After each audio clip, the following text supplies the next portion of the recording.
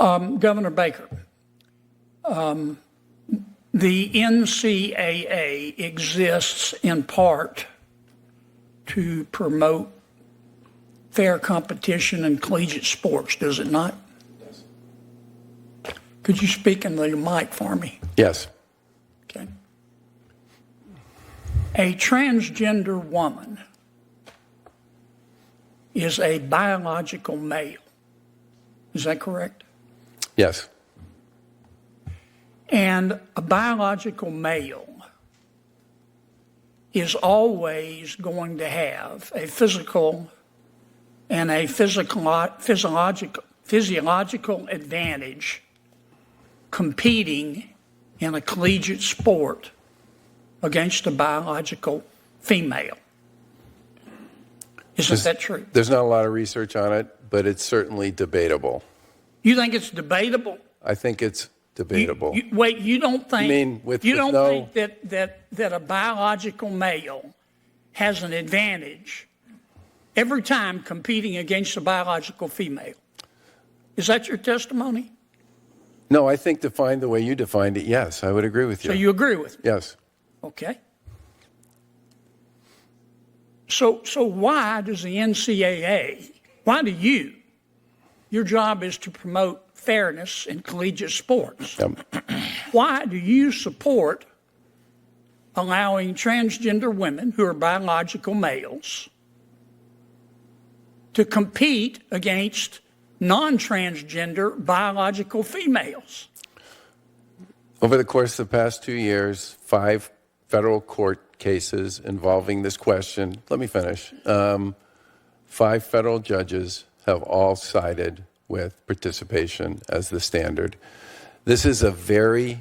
So you're saying you don't have a choice? I'm saying that under the current dynamic, there is not clarity on this issue legally. Well, why don't you exhibit leadership and demonstrate leadership and provide clarity?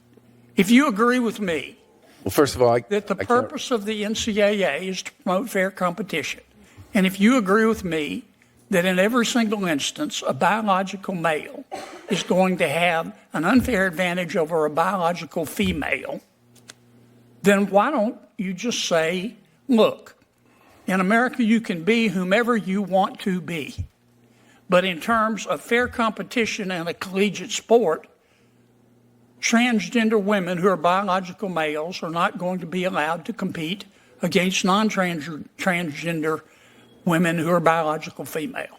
Boom, done. Why don't you take that position, Charlie? Because federal courts have already taken the position that they do have the right to compete. Yeah, 5 times in the past year and a half. You can disagree and be sued. Why don't you demonstrate some leadership? I would love to work with you folks on creating clarity around this question. I'm sorry, but look, I'm sure the NCAA is a good organization. I just can't figure out what you folks are good for. I know you take in bucket loads of money and you share some of it. You make that money off the backs of these kids. Your predecessor, who was a good man, took home $2.8 million a year in salary. I'm not going to ask you what you make, but I bet you didn't take a pay cut. You take in bucket loads of money. We got problems in collegiate sports with the transfer portal and the NIL and now gambling and biological males, you allowing biological males to compete against biological females. And you folks at the NCAA don't do anything except sit there, watch, cash your checks, and suck on your teeth. I would argue that we've made a lot of progress on a bunch of those Why don't issues. you take a position on transgender biological males competing against females? You just told me it wasn't fair. There's a federal standard on this is one that we would work with you on if you wish to work on it. Why don't you do it on your own? Because we're a national governing body and we follow federal law. That's what you're there for. Why don't you stand up and say in front of God and country, federal law is wrong, and the NCAA believes in fair competition. We also believe in equality. If you want to, in America, you can be whatever you want to be. You can be whomever you want to be. But our job is to promote fairness in sports.